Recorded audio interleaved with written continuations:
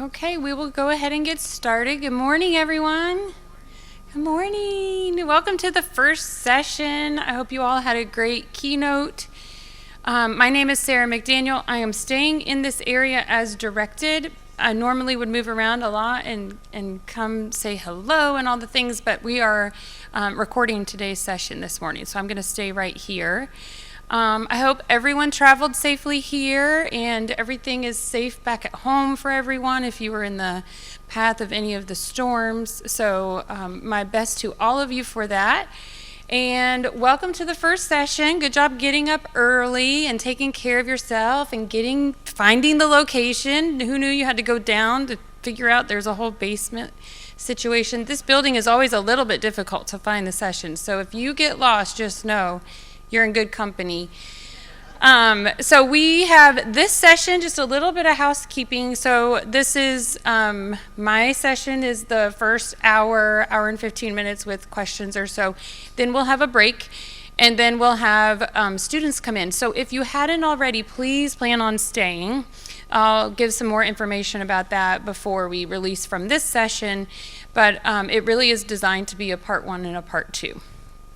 Okay, so a little bit about me. I am a professor at the University of Alabama. Do I have any Roll Tide fans? It's very sad. We lost to Vanderbilt. We don't know what's happening.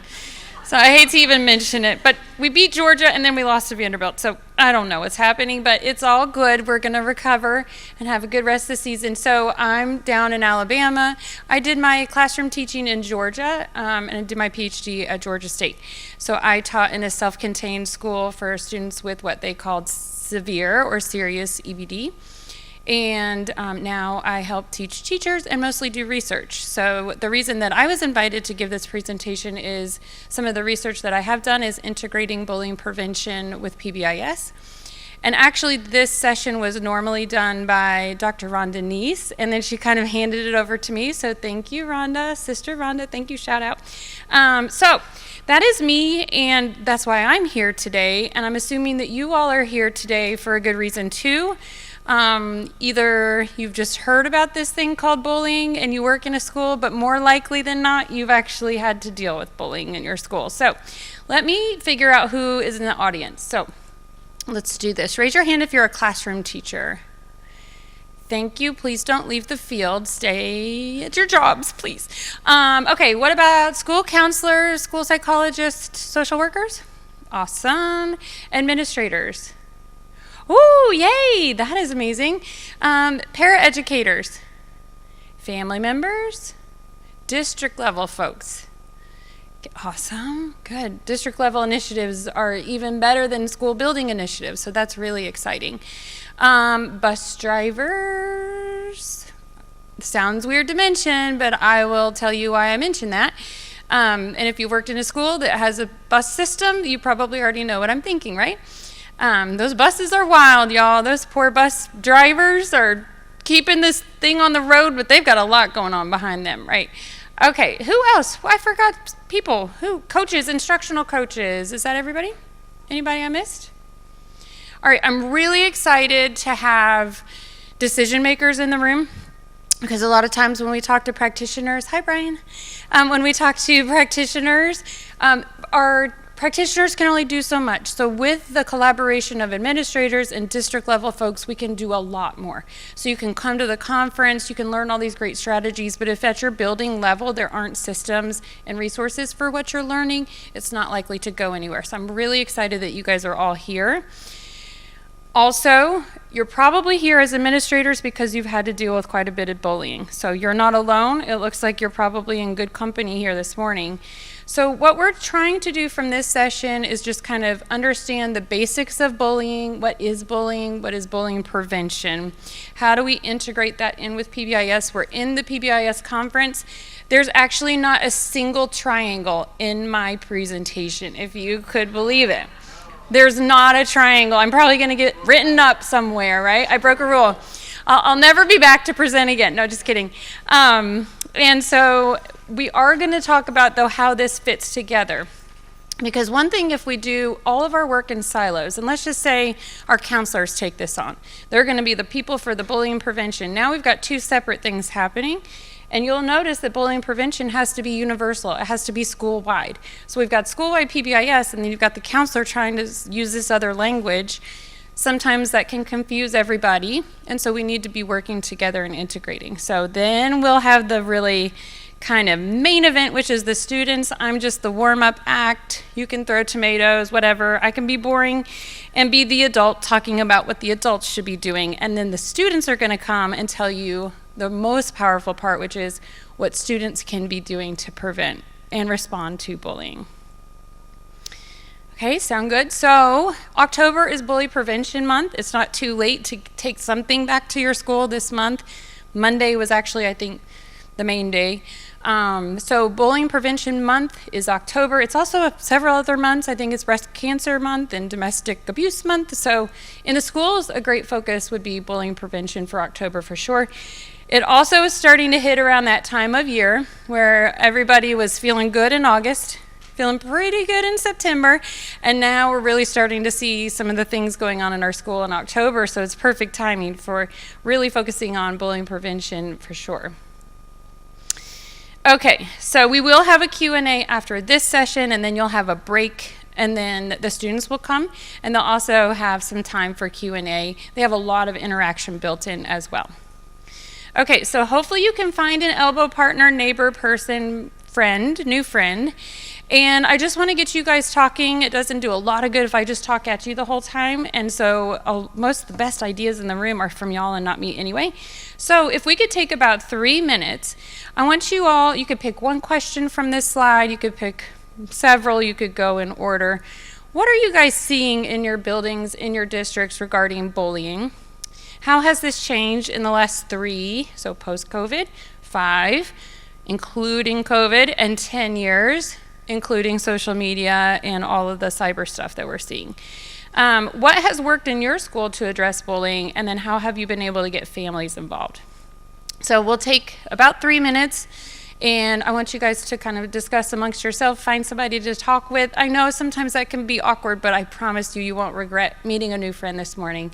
So 3 minutes and go. Okay, let's get back together in 10, 9, 8, 7, 6, 5, 4, wow, y'all are good. 3, 2, 1, all right. I can't be like Oprah and bring the microphone to you, so I'm going to need to repeat whatever you say, but who wants to share out and be brave this morning? What did you discuss? Yes, thank you. So one of the things we discussed is the definition of bullying. Are we really seeing bullying in the schools, or are we seeing a lot of teasing and kicking? That's one. And what we're seeing, most of the bullying happening is more the cyberbullying and on the phones. Mm-hmm. So it starts outside of school, but lingers into the school day because of what happens on the phones. Yes. I see a lot of heads nodding. So you all had the exact same conversation, but just separately. Anything else? Yeah. I work in a 3 through 6 building, and in my district that's elementary. And we're seeing this year, even compared to last year, we're getting a lot more racial slurs. We're getting a lot more of sexualized comments and things like that. Some of it is starting on social media and coming in, but some of it is coming in because of what parents have told kids, and then they come to school and they repeat it. So we're doing a lot of combating with racial slurs and sexualized comments towards other people. Yeah, that's really rough. Yeah. All right. Okay, so we've got our brains going. I want you to kind of think through first, and you have the slides for this presentation. It may be a great thing to show school-wide, and I'll kind of explain who all would need to know some of this information. But one thing we think of is that if we think about our experiences in middle school or wherever we were when we heard about bullying, we think about the bully victim as a certain type of person, you know, maybe the nerd who wears glasses that are all taped together or something. Even in movies, it's depicted this way, right? So I think it's important to notice and point out that even extremely successful, beautiful, talented, gorgeous people also have been bullied in their lives. So I point that out because, especially for our students, they think they've earned the bullying. There is something wrong with them. That is why everybody's making fun of them. There is something different about them or broken about them, and that's why they're the target. And they start to kind of get smaller, and they absorb that. And so I think it's really important, even for our students, to understand people like this have been bullied and have commented years later about their experiences with bullies in schools. So also actresses, actors. It's not just the stereotypical person in your building. And it's important for students to know it doesn't mean you're not talented or not beautiful or not worthy at all, because look who else has also experienced bullying in their lives, right? It also shows that it's a pretty pervasive thing, and the scope of the issue is actually pretty large. And we'll talk about a little bit of a pinpoint or a nuance around a period of time where bullying gets worse. But overall, 30% of youth in the United States are estimated to be involved in bullying, either as the person who did the bullying or the person who received the bullying. And we'll talk about a bully victim. So some people are both things, right? So 30%, that's 1 in 3. We can assume that 1 in 3 of us were also experience bullying, right? And some of us experience teasing, so it's important to kind of understand the differences there too. So here's a big takeaway. Raise your hand if you work with middle schoolers.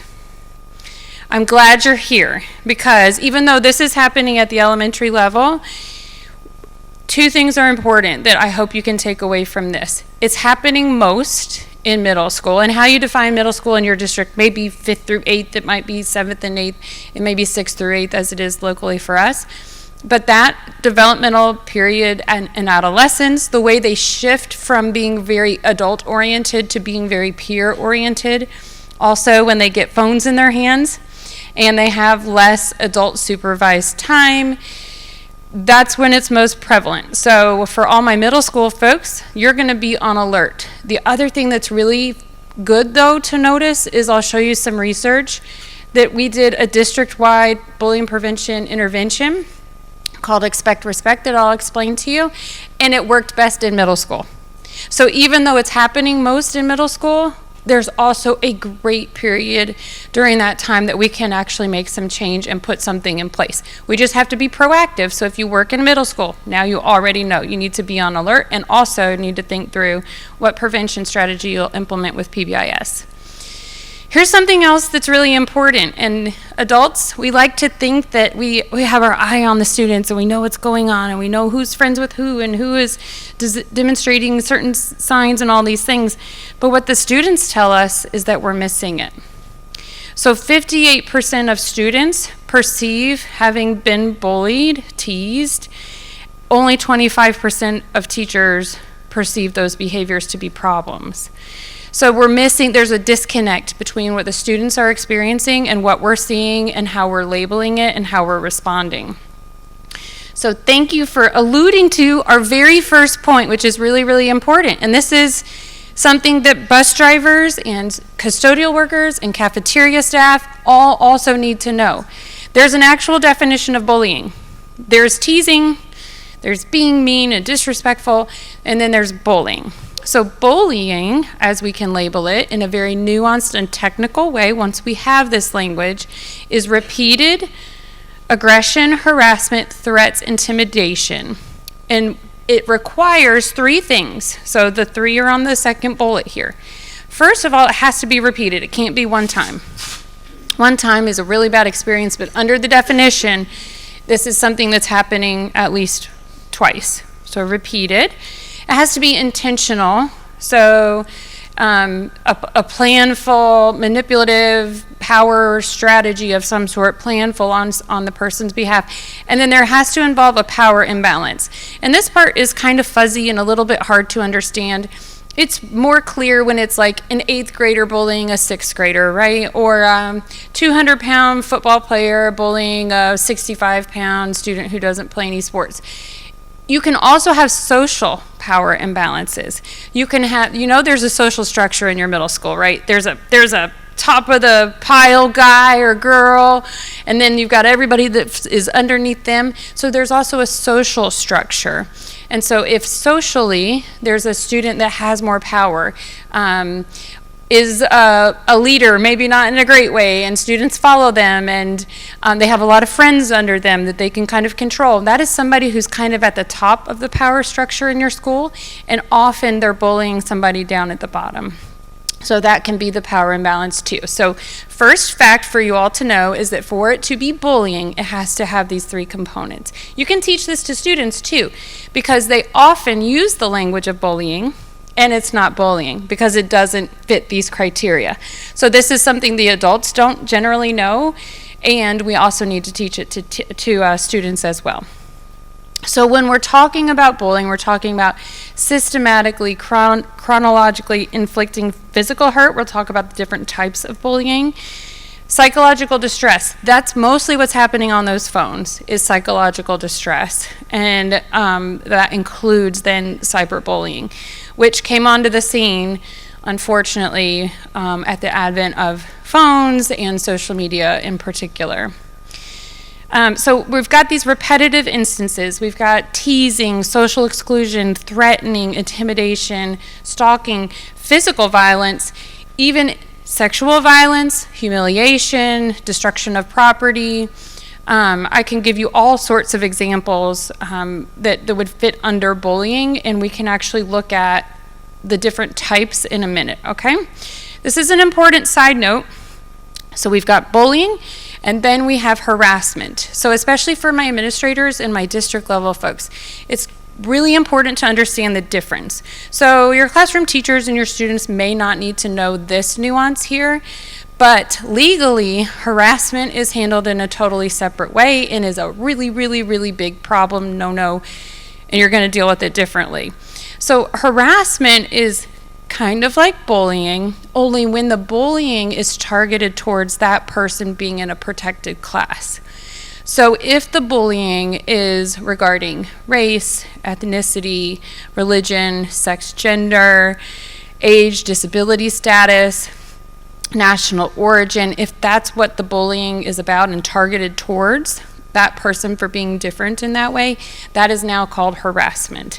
And so that is a big, huge no-no. That should be coded even differently in your discipline codes and handled differently as well. If you do harassment in the workforce, do you guys all have to take those module trainings on the definitions of harassments and how much trouble you'll be in if you do this? It's a really big deal. It is against the law. So we're talking about students in school, so it's important to probably teach them bullying is bad, we don't do it for these reasons. And then there's this other category that even if when you're an adult, if you're saying these things and doing these things, you could get in a lot of trouble, and it's really, really hurtful and harmful. So that's harassment. So we have bullying, we've got teasing and meanness and over here, and then we've got bullying, and then we have harassment. So the next question to you is, how might we misuse these words? We, as adults, as family members, and how would the students also misuse these words? So we've kind of alluded to it already, so let's do a quick 2 minutes turn and talk on how those words and terms might get mixed up for students and for adults. All right, let's get back together in 10, 9, 8, 7, 6, 5, 4, 3, 2, 1. Great, thank you.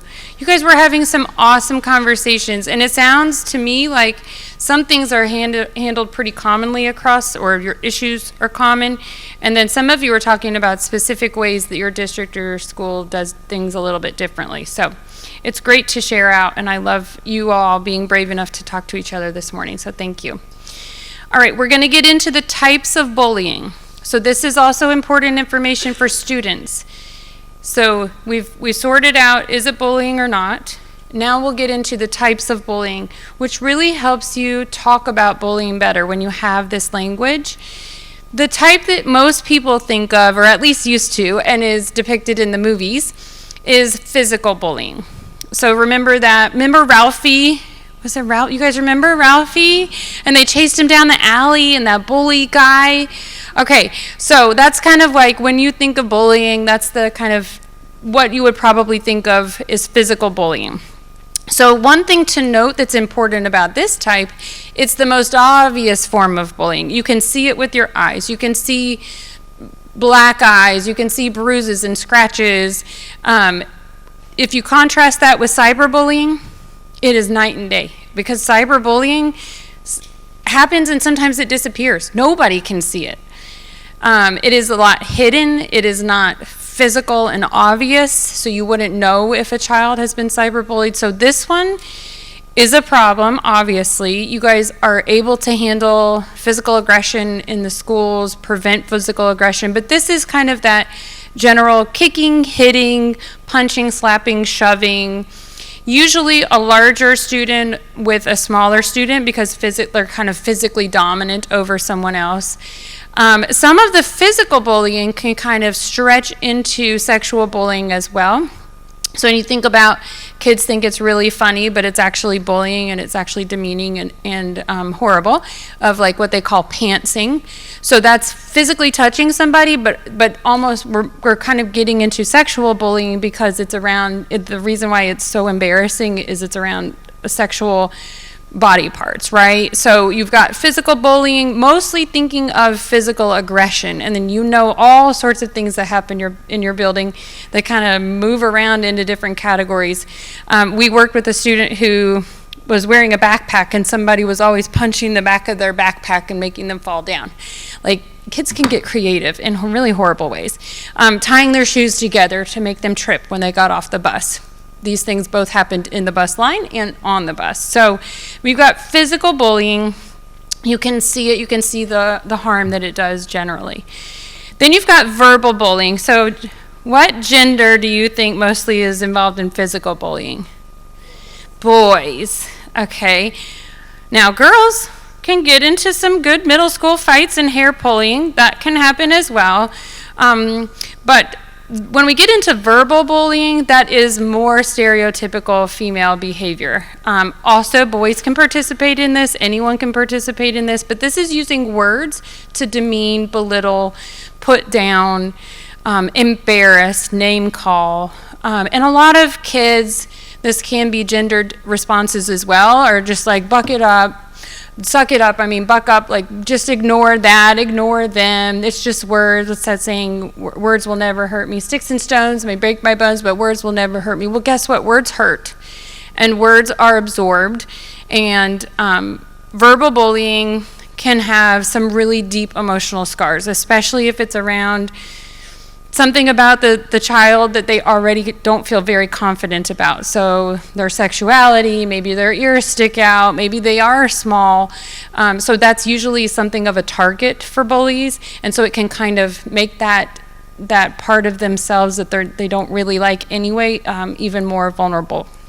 And that's where you have adults who remember the name of the person in 6th grade who pointed out their scar or their birthmark or their last name or their ears or whatever it was, and that can hang with you for a while.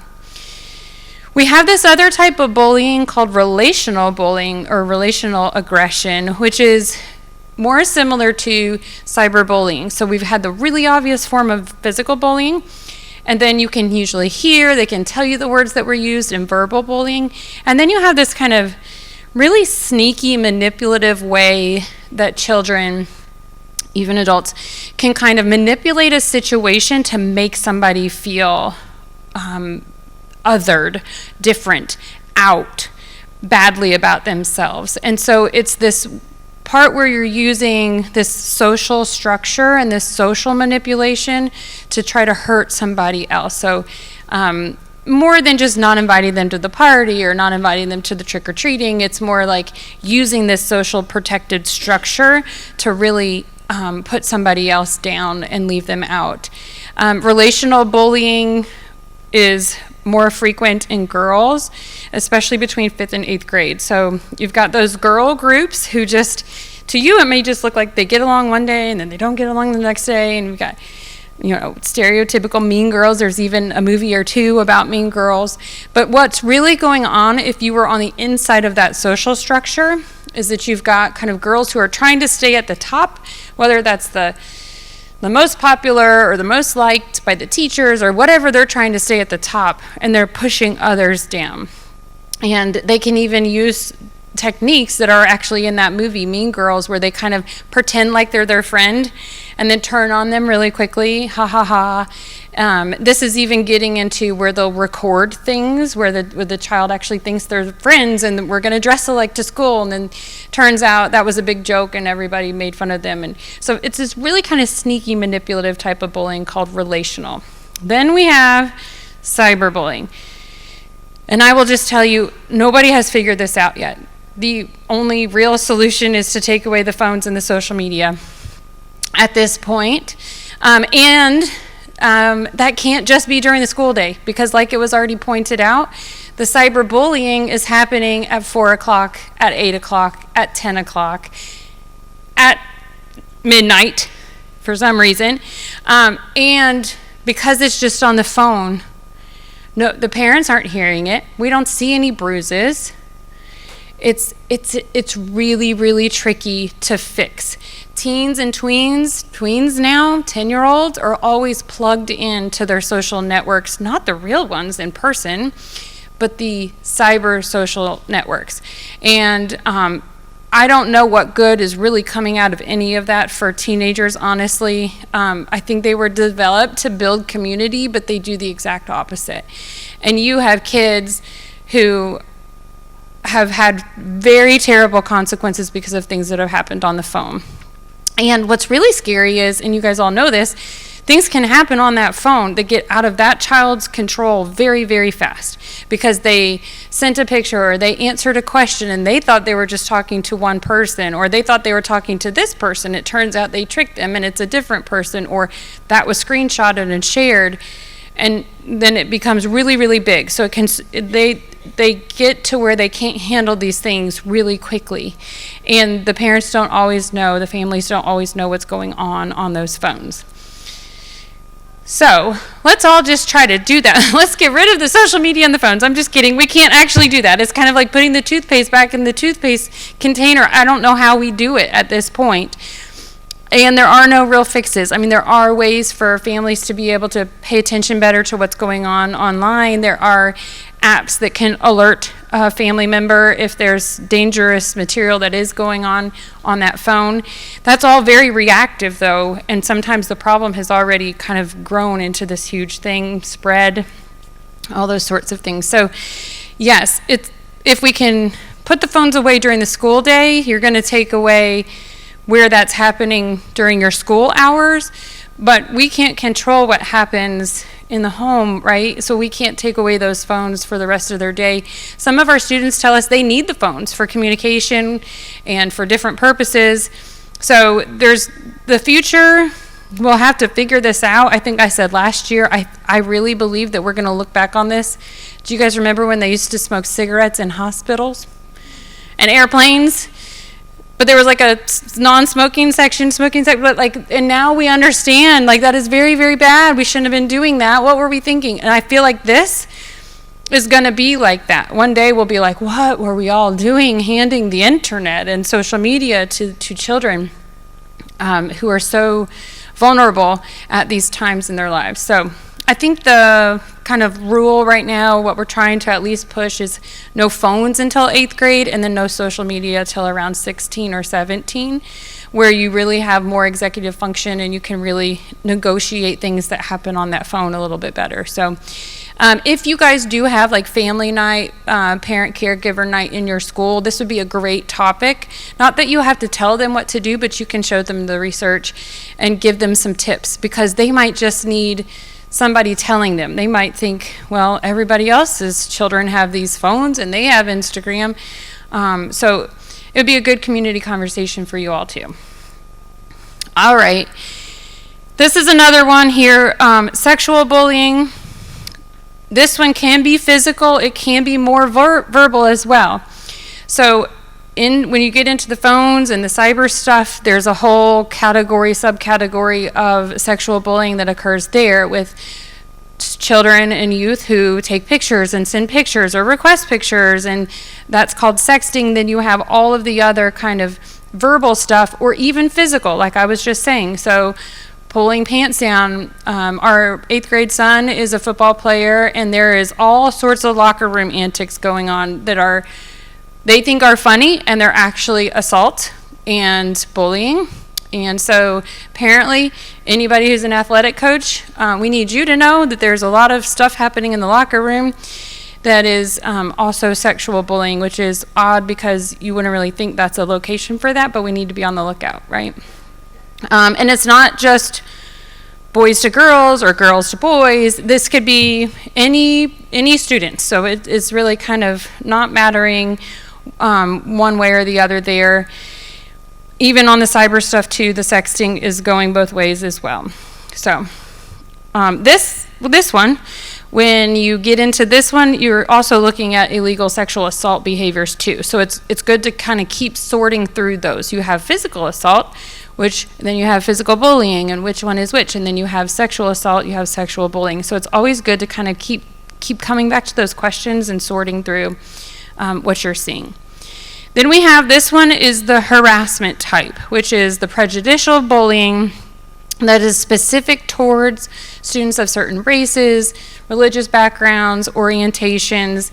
This happens a lot in the cyberspace. So I think students, for the most part, maybe not in an elementary school quite yet, know that they shouldn't be saying these things out loud with their mouths in person to another person. However, it doesn't feel that serious when they put those things in words on the internet or on social media, right? So we have to teach students, just like you wouldn't say something like this to somebody's face or actually say it out loud, you also can't type that and record people doing that, that sort of thing. We had an instance in our district where some teenage boys had been drinking, and they thought it was really funny to record a video of making fun of another race, and then somebody posted it, and it was really harmful to the entire community. And it was a really hard thing to heal from and recover from, but in the end, the lesson was nobody had, they knew not to say that to somebody's actual face, but this whole thing where I could just record it and it's ha ha ha funny, and then it goes, and people see it, and it got spread, and it was very harmful. So that's something, as we keep adjusting to the cyberspace and the internet and social media, we have to keep talking about. Alrighty, so then we get into, those are our types of bullying. Then we have types of students who bully, right? So trying to use person first language here, they are students who bully. They're also students who are amazing and creative and smart and friendly to adults, but also students who have demonstrated some bullying behaviors. Did I see a hand? Yeah.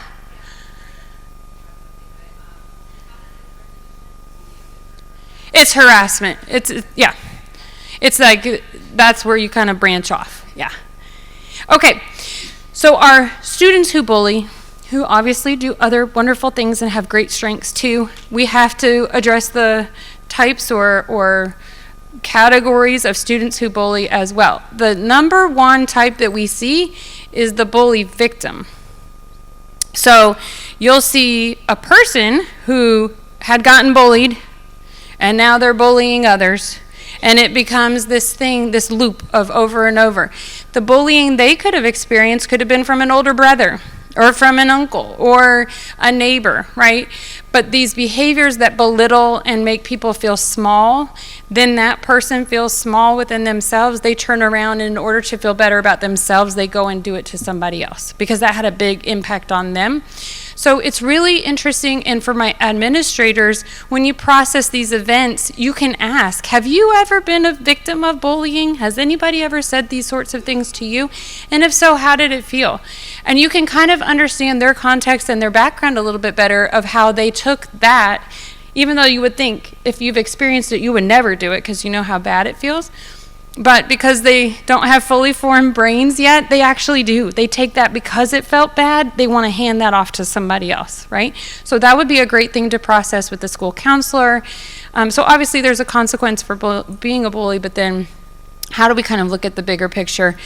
You have the popular bully. We talked about that social structure.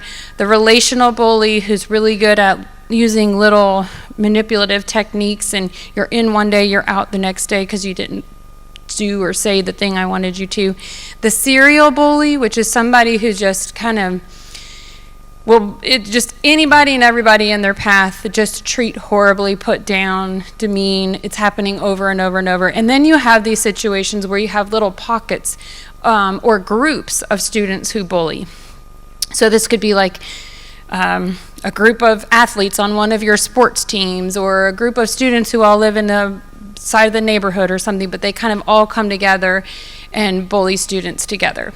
So we've got our definition of bullying, we've got our different categories of bullying, then we have these kind of descriptions of different types of students who bully.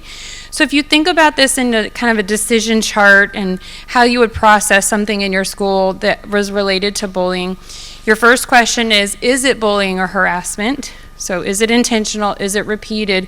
Is there a power imbalance? Then process through what type of bullying this was. And it could be two types, right? We talked about that. It could be sexual and physical or whatever. And then who was involved. So how can we kind of sort out who was involved in this event? Sometimes you've got the bully victim. It's kind of going around and around and around. And so one day somebody's the victim, the next day they're bullying the other person. So it's good to know what's actually happening in that chain of event. I want to point out a resource for you all. StopBullying.gov has some really great resources there. If you look online, you can find all sorts of free, really great materials. So make sure you're also getting all those resources that are out there. I actually found another website yesterday. Now I can't remember the name of it, but if you Google bullying for students with disabilities, this is a whole other category. It's actually very common. And they had some great resources specific to students with disabilities and their families and caregivers and teachers and what to do about bullying. So there's tons of great stuff. So now that we have the vocabulary that we need, so we're all using precise language, we're labeling it properly, we're teaching students what it is and what it isn't, what types and who's involved, then we can start thinking through prevention efforts. So our universal level, just like Tier 1 PBIS, we're going to fit in a universal school-wide, including bus drivers, cafeteria workers, custodial workers, everyone, to include on what is bullying, what bullying isn't, and then you've got to kind of figure out what you're going to do to teach to prevent it, and then also how to respond. So you'll see out there lots of different bullying prevention materials. You do not have to buy any. So we're going to show you one that is actually with the National PBIS TA Center, and it's free. So we'll talk about that one kind of for the rest of the day today after we get through this. But any program that you use, you want to make sure that it fits the culture of your school or that it's designed to adapt for the culture of your school. Make sure that it's at the developmental level of students. So remember I was telling you bullying prevention works differently across grade levels. Sometimes if you just give those words to young children, now all of a sudden everything is bullying, right? So you'll have to make sure it's fitting with the developmental level of the students that you're teaching. Make sure you're collecting data to see how it's going. You would never just implement something and then just keep doing it and hope it's still working. Build consensus and buy-in for this initiative. Maybe put up some data about how often you have bullying at your school, or quotes from students when they fill out the end-of-year survey or school climate data that's pointing to this is a problem. Here's why we all need to be on board. And then after you implement, make sure you've got some data too. Okay, so our next activity that I want you guys to do is find this free intervention. So it is called Expect Respect. If you just Google it, you will find it. If you cannot find it, ask a friend, and if you and the friend can't find it, I will help you. But there are two versions. There's Expect Respect for elementary, and then there's Expect Respect for secondary. So whichever one fits you, you can pull up whichever one you want. But we will take some time to get on your phone or your computer because I want you to have this at your fingertips. It's actually a PDF document. So I'm going to be looking around the room. When you find it, give me a thumbs up.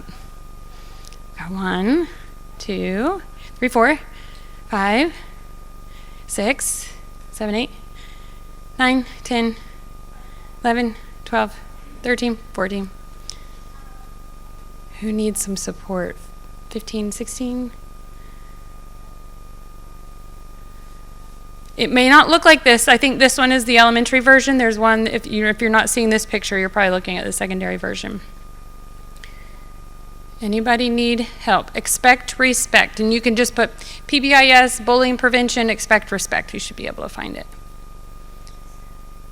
Okay, so I want you to star that, download that, save it, whatever you have to do so you can remember where it is. That is a wonderful free resource, and that is actually your preventative universal curriculum. And in the main event, which is the students talking to you rather than me, they will explain exactly what that looks like and how it works in their schools when the students are involved. So overall, when we're looking at bullying prevention, we need all the adults to do work, and then the kind of icing on the cake is when we can get it to come from the students. Because I'm sure you guys have seen in your schools, part of the problem with bullying is snitching in this whole way that students think about, I'm not telling, I'm not reporting, because then I'll be a snitch and then it'll get worse for me. So the adults can do a good part of it, but what we need the students for is building this culture of kind of combating that snitch culture and a culture of respecting each other, and that it's actually cool to respect each other, right? So that's what the students will be talking about. We will be talking about what the adults can do and what we need to do for school-wide bullying prevention. So one thing you have to be careful of when you're thinking about bullying prevention is just thinking about these reactive, responsive ways of processing bullying. Now that's an important piece of it, processing, and if you have restorative practices or restorative justice, that's probably happening in your building. You're processing it with the student who was bullied, you're processing it with the student who did the bully. So there's some kind of problems if that's all we're focusing on, and we're not focusing on the culture and the words that we're using and embedding it within PBIS.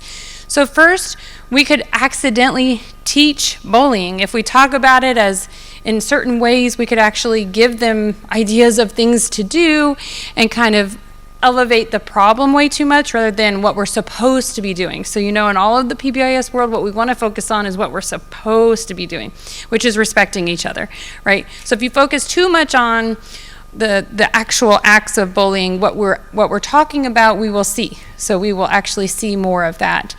Also, there's a lot of blaming of the bully. I think I mentioned a few times now to try to understand where that bullying is coming from for students, making sure that they're not actually being harmed in any way at home and bringing that in. So there's a lot we still need to understand about the bully. And then it kind of ignores the role of bystanders. So we've already said adults are kind of missing it, but you know who's not missing it? Is the other students. They see it, they hear it, they share it, they like it on their social media, so they see what's going on. Now we can use those students as bystanders, but they have to know what to do if they see it. So without knowing what to do, they will just kind of walk on by, I don't know, freeze, maybe cause more harm on sharing these things and liking these things and elevating it in social media world. So we have to address the role of bystanders. Some of these programs could be like huge kits of materials, and they can be really expensive and not have a lot of research behind them. And then what you can also see is these initial effects and then no sustained effects. So anything we're doing when you're bringing evidence-based practices to your school, we want to make sure there's a plan for sustainability.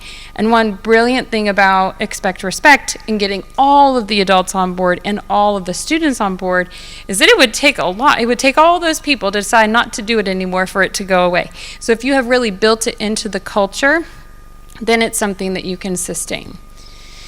So what you want to do is find something for you that has research evidence behind it, that doesn't cause more harm, and that actually leads to improvements in experiences for students. So you have to think through, first of all, what is causing or maintaining that bullying behavior to stay in place? And Expect Respect addresses this, because what the students are getting is attention or reaction from the bystanders, so it doesn't even have to be from the bully, or the bully victim rather, and then from the recipient as well. So they're getting something out of this type of behavior, and as behaviorists, as very good non-triangle PBIS people, we can think through, oh wait, they're getting something out of this. How can we remove what they're getting from the situation, and or help them get that same thing, but in a positive way, right? So we can teach, expect, respect. They can get attention for being respectful rather than trying to seek attention for bullying and being disrespectful or being the class clown or however you want to call it. Okay, so we're going to try to remove the praise, attention, that's what they're seeking, recognition for that follows disrespectful behavior. And that automatically is going to mean that we're going to attend to and increase the praise of respectful behavior. So we're looking for that, we're teaching it, and then when we see it, we're going to attend a lot to it, make a really big deal out of it. We're also going to teach students how to kind of own some of their own power and teach them how to respectfully interrupt that bullying behavior. So how to respond to when somebody's saying that to you, or you hear or see that happening to somebody else. So now instead of the bystander either hiding from it or sharing it and causing more harm, we're actually leveraging that bystander peer to be a proactive or a helpful person that's in this situation where they can help to interrupt it.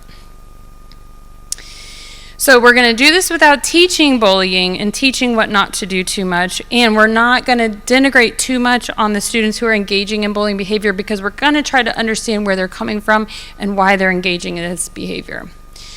So as staff members, our job, is to teach and reinforce the appropriate behaviors. My guess is you already have school-wide expectations in your building that point to appropriate behaviors in your school, right? So no need to come up with new language around that. You guys probably all have something about being respectful, being responsible, problem solving, those sorts of things.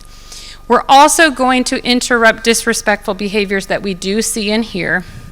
And remember, they're hiding them from us, so we can't see them all. But when we do see them, obviously we're going to interrupt that. Then we're going to look at our students who need help and provide support for those students who need help. Now here's why I emphasize an all hands on deck approach with your adults. Bus drivers, they're driving the bus, a humongous bus with the most precious cargo you could ever possibly have, down a road, trying to follow and obey all the traffic laws. But guess what's happening that they can probably hear? Name calling. Things like physical bullying can happen on the bus as well, right? A lot of the verbal bullying. Then they're sitting on their phones as well, and then they're getting exposed to all of this cyber stuff as well. So bus drivers need to know what to listen out for, what to look for, those sorts of things. Athletics coaches, we need them on board as well.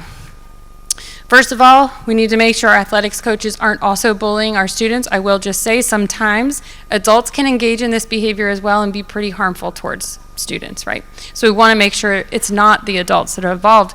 But in addition, that our athletics coaches are paying attention to and looking for physical bullying, verbal bullying. You've got that power dynamic. You've got the starting quarterback, and you've got the fourth string, whatever the other positions are, kicker, whatever they are. So you've got power imbalances there on the athletic field and in the locker rooms and on everywhere, right? Our classroom teachers, like you're not doing enough. We also need you listening and looking out for bullying. If you've got really good classroom instruction, you've got movement around your academic objectives and all those sorts of things, so it might not be happening as much in the classroom. What we notice is these unstructured, less supervised places. So that's why we mentioned the bus, the locker rooms, the hallways. Our administrators, sometimes you guys might be investigating, this is what you do all day, right? You're investigating an incident, and it involves somebody punching somebody else. So you think you've got physical aggression going on, and you're figuring out the code, and then you look into it a little bit further, and you notice, oh, this is a student who has been bullied by this child for 3 years now, and finally had enough of it today, and punch this person in the face. So now you've got to look out for, there might be some bullying component of whatever it is that the first thing that you're looking at. So admin are on board. Nurses, how might nurses be involved or notice? What kind of things would nurses see? Always sick. Brilliant. So when students have mental health concerns, one behavior that we notice a lot is called somatic complaints. So students who complain of headaches, tummy aches, not feeling good, just needing to leave school all the time, just sure that they're sick and have a fever all the time. That's actually a symptom of a mental health concern. That student is very, very anxious. That student is being harmed. So the nurses can be on the lookout as well for those students who are coming a lot, and it turns out most of the time it's nothing. They're either trying to avoid a class where that is occurring to them, or trying to get out of school altogether because they don't feel safe, or this is their physical symptoms that they think are happening, these somatic complaints that are a symptom of something else. So great, good job. Cafeteria staff, so while they are serving food, they are also listening to all sorts of conversations going on in the line. And so if they can also be on the lookout and know what to look for and listen for. And then custodial staff, we actually have an example of a school that we worked with where the custodial staff found a note after school hours, and it said, "So-and-so, you are so gay."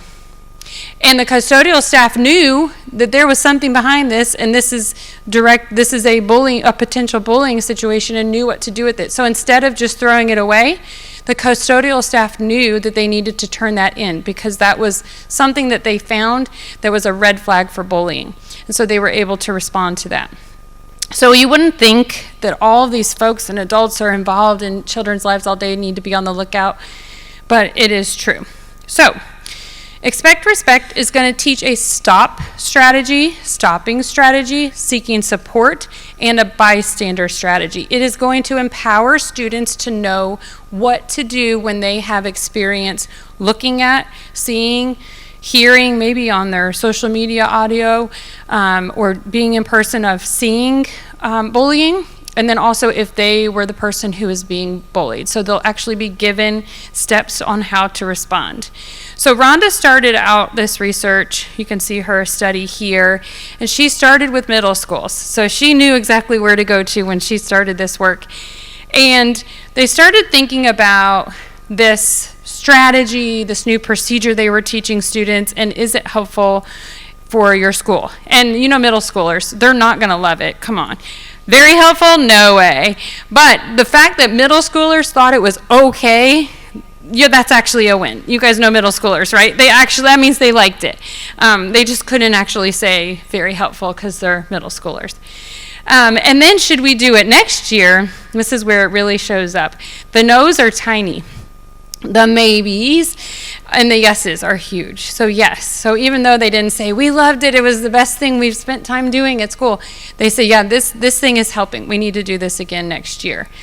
So what they were thinking and what they were learning from this middle school study was that when you teach students explicit strategies, behavior change can be observed and measured. So I remember I mentioned you need to collect data, and these surveys are things that you could do really easily. They're like 3 or 4 questions. You could survey anonymously every student in your building. It takes behavior change, though, a long time to get actual changes in perception and belief. So you won't see this like huge, quick, sustained behavior change in your building. It's more of an ongoing change over time that you need to then sustain. We love the idea of sharing those data with students. So see, you all didn't hate it.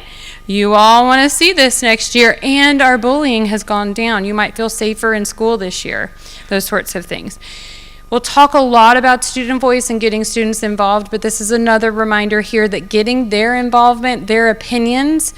So maybe they say, let's see, I was writing a book chapter recently, and it was actually about student voice. And we were trying to find like a snazzy, cool way of naming the chapter. And so I was like, how about we name it like, That's So Dope, implementing student voice in PBIS. And we actually had a student, a current high school student, who co-authored the chapter. And he was like, Dr. McDaniel, we don't use that word anymore. I was like, oh, I didn't know. Okay. So we changed the name of but I would have never known. But we got their voice as well, and then I got corrected, and so that was great. So that is critical. You may set up something, and the students are like, excuse me, that's not going to go good over here. So listen to them when they do that. More recent research is the project we did district-wide. So instead of just focusing on middle school, we wanted to see, what does this do when we implement this with literally every person in the district and turn it around to elementary, middle, and high schools? We wondered, do certain grade levels, do certain time points or developmental time points respond differently? Here's what we found. In elementary schools, we didn't see any differences in reports of bullying, reports of safety, or being a bully. Some grades got worse, but why did I put that in quotation marks? Worse. Well, there wasn't actually more bullying, it's just that we gave them language. Then now they're learning things and trying to sort, and so they might have been reporting things, experiences they had that they wouldn't have previous, and the pre-assessment data have been able to identify. So the reason why it didn't work great at elementary school is that there's just not a lot of this happening in the elementary school. Developmentally, children are very attuned to adult needs and pleasing adults and those sorts of things, so getting attention from adults. And bullying behavior does not get very good attention from adults. So that's when you got class clown kind of behavior and those things, but adults do not like bullying behavior, so that's not going to get them a lot of that attention. What shifts then is in middle school is they're seeking peer attention, right? They kind of forget about us. We move down in level of importance, and their peers are who they care about. So their shoes are suddenly important, and their haircuts are important, and all the things. And so they want attention from peers, and that's where we really start to see the bullying pick up. So when we implemented district-wide, what we saw was significant improvements for middle schoolers, reporting that they felt safe, that they felt less bullied, and there were less reports of being a bully. So this was what the main important finding we saw there was, yeah, you could give them some language in elementary school, but where you really need to be focusing in on bullying prevention is middle school. So you have to be ready if you're working in middle school. Then some might be wondering, if you work in a high school, does it go away totally in high school? No. But what we start to see is their brains are developing at a much more rapid pace. They are no longer seeking that type of peer attention, and so high schoolers tend to change a little bit. There were no significant improvements again in high school. Some increased bullying. Again, that could be related to reporting of bullying and giving the language. So while we could also talk about it a little bit in high school, that's really showing us that elementary and high school, we could touch on it. Where we really need to be focusing is middle school. So for all my district level folks, this would be your really big push is middle school. Maybe even into 5th grade, if your middle schools are 6th through 8th, into 5th grade, and all the way through middle school. And we saw a little bit of some different effects for the transition years, so our 6th graders and our 9th graders. So that, because their social structure, they're on the very bottom, right? So that's another few time points to pay attention to. So 6th grade and 9th grade would be other time points. So the Stop Bullying report shows us, this is what we're hearing over and over, 6th through 8th grade is where this is mostly happening. At least 28%, probably more, report being bullied at school. So this is not including the cyberbullying. And then this lowers again in high school. Okay. I know you guys have questions. My alarm went off to tell me to leave time for questions. And while I do that, while we do questions, last year I messed this up, so I'm going to get it right this year. I need you to either go to your mobile app or click on this QR code. And if I did it right, which hopefully I did, then if you click on this QR code, it'll take you to the evaluation for this session. So just make sure if you're going on the app that you're getting the first part. So I will leave that open and just encourage you all to complete that. And while you do that, those are anonymous, so just so you know, share information with us. And we're going to have the main act. The students are coming on next. But while we still have time together before the students get here, what questions do you guys have? What do you want to share out? Maybe even some celebrations of things that you guys done or something that positive in your district?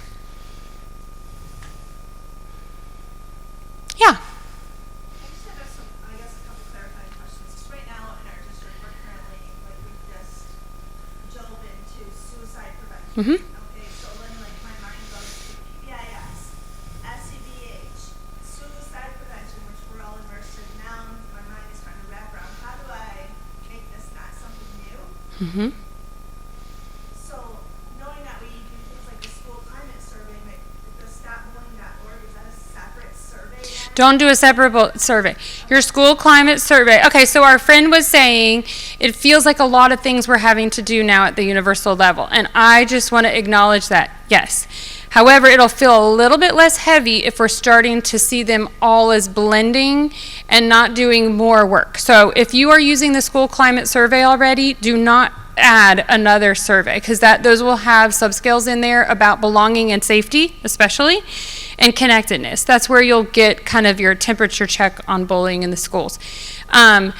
Regarding the multiple initiatives and trying to braid them all together, if you think about what you're doing with your students as a district-wide suicide prevention training, what you're probably doing is giving them some language, telling them what to look for, and teaching them how to respond, right? That's what we just talked about for bullying also. So if you can blend those two together, so these are indicators of these are language, vocabulary words around bullying. This is what you do as a bystander. This is how you report. Then you go into, we're going to talk about another topic, which is suicide prevention. Here's the risk that's the youth mental health crisis that's going on. Here's some language around suicide. Here are some myths and misconceptions around suicide, especially around not talking about it. Here's what to look for, what you might see in your friends, and then here's how to respond. So if you see those two things, they're at the core, and they go together, right? Students who have been bullied are at very higher risk for suicide and suicidal behaviors and ideation. So they go together. So the more that we can kind of think through not having, one day for suicide prevention, a different day for bullying prevention, and teach them, this is really about having language around these things, looking out, and then how to respond. Does that help? Absolutely, and that was actually my thought process. But I guess my question about the curriculum stuff, Mhm. there is a staff piece in that curriculum and the students. So Yes. that starts somewhere. I'm hearing you say middle school. Middle school. Yep. Yeah. So how would you recommend something like this be implemented in a building like mine where I have third through sixth grade? Because I can see why it's most effective with fifth and sixth grade, but if we want to try and do building wide, how can we tie this into our 3 and 4? So what I would do, this is just off the top of my head, I would probably touch on it at 3 and 4, give them some language. Then I would really focus in on it for your 5th and 6th graders, because developmentally they're just at a different place anyway, and they'll be able to understand it in a different way and the ramifications of it a little bit differently. 3rd graders are going to suddenly think everything is bullying. You give them a new word, now everything is that word. You know what I mean? So they're just a little bit different. You want to give them some vocabulary, tell them that's not what we do at this school. We respect each other, and here's why that's important. So you're touching on it. You're really going to focus in your building on 5th and 6th. Yeah. Who else has a question or comment? Yeah.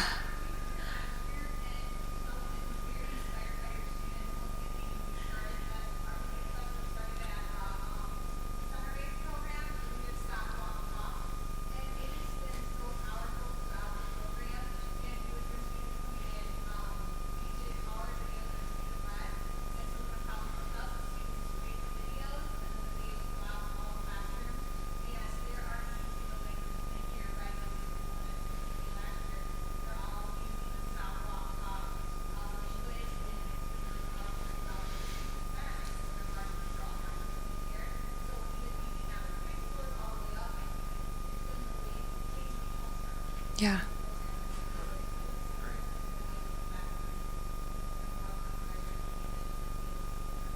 Awesome. And I love that slow grow approach too, starting in one campus or one building and then growing it out.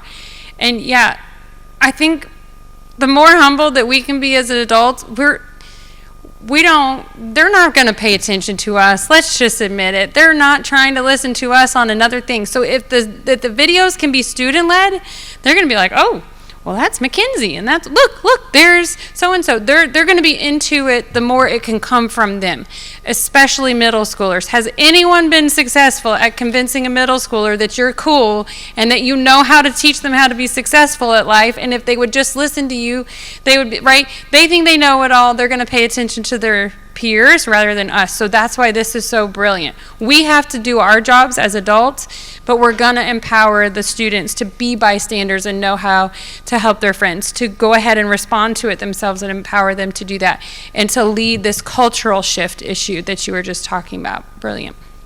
Brian, did you want to say something? Okay. Brian was cheering. He's really excited. Okay. Anything else? I don't have my email up here. I failed on that part, but did the QR code work? Look at that. Okay, so if you want to email me, you can just Google my name, Sarah McDaniel. I'm at the University of Alabama. You'll find my email. It was such a pleasure spending the morning with you and warming up for the real main act. So please come back, get up, move around, and don't miss out on the students. I'm telling you, it's going to be the highlight of your whole conference. So thank you all, and we'll see you back in about 15.